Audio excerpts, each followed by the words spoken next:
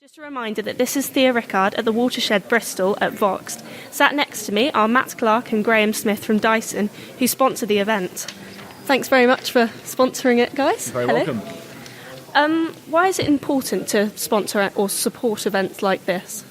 I think it's important for us to get involved in events like this to raise the profile of ourselves as a technology employer and to show that we're looking for skills across the engineering spectrum, particularly in high-tech software disciplines. Those are important things for us today, and it's good to come to these events and talk to people here and explain to them what we're doing. Thank you. How did both of you get into technology?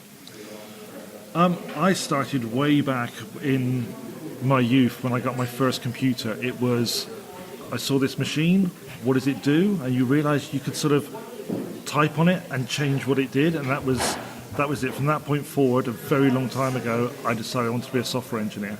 And as we've gone on, technology's kind of become more and more important to us, and becoming a software engineer, you have much more impact on the things around you.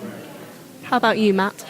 Yeah, I think it's quite similar, really. I think my history of taking things apart started at quite an early age and not failing to put them back together again. So I've always been interested in how stuff works, what makes things tick, and then really progressing from there as to how I could design things myself, and especially things like getting involved in robotics and products that move or do something. I think is really, really interesting. And attaching computers to those things and controlling them is, that's what's got me into it, really. Brilliant. Some people are worried about certain technological changes, such as the development of robots. Can you argue for me why this is a friend rather than a foe? Well, that's a good question. I think robotics and the development of AI at the moment is a really interesting area, and there's obviously a lot going on, and the terms can be misused, and I think there's a perception that the technology is more advanced than it might really be. There's equally a lot of debate going on about how we can control these things and what the regulations and guidelines should be for people that are developing AI and autonomous products. And there was a very interesting series on Radio 4 recently, if people want to learn a bit more about that. But I think in terms of making them friendly, it's looking at where we can help people with robotics. So whether that's simple things like cleaning people's houses or helping people with disabilities, those are areas where robotics and AI can really improve people's quality of life. So they really can help rather than take away jobs and things like that? Yeah, so I mean, in terms of jobs, that's an interesting one. So there's probably many, many more jobs created in the development of robotics and the programming of them, the installation and maintenance. So I think it's a balancing act, really. That's a really interesting way of looking at it. I've never looked at it that way before. Who are both of your role models? A really sort of someone I've always kind of followed was Richard Feynman, the physicist. He always took the approach of question why something, and never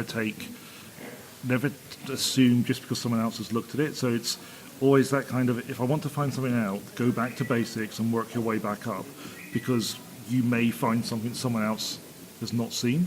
Mm-hmm. So that was it's a really good approach. He found it, it's a very good approach for him in physics. It's a good approach in engineering of don't always kind of go, well, someone's told me this, but is that true?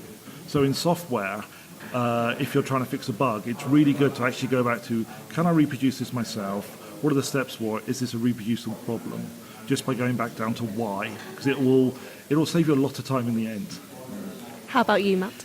For me, I think a bit of a local hero, really. So Brunel, in terms of engineering, has always been a hero of mine. I go in his station on his railway line every day to work. So I think as somebody that showed great persistence and vision in building what was quite a challenging thing at the time, Brunel's always been a good role model, I think. And more recently, I suppose, a bit of a childhood hero remains people like David Attenborough. So somebody with a real passion for what they talk about. Obviously not an engineering thing specifically, but a science discipline where somebody's taking a very rational approach, very passionate about explaining things to people and being able to communicate quite complex subjects to a wide range of audiences. So, yeah. Thank you. And finally, do either of you have any advice for younger generations who wish to pave their way in the tech industry? I think playing around with stuff and tinkering and trying things out as often as you can is a good way to get started. And there's so many tools and opportunities to do that now. Things like Raspberry Pis and lots of support on the web. It's very easy to get started. I just recommend people just dive in and try something really, and don't worry if you fail and things go wrong. And just keep plugging away. Yeah. Yeah. But it's play, and don't be scared that you're going to break something or fail. You just kind of carry on and push through, because that's what make it fun as well. You can't break anything. Failure is good because you learn from it, and so it's and just be curious. Ask why.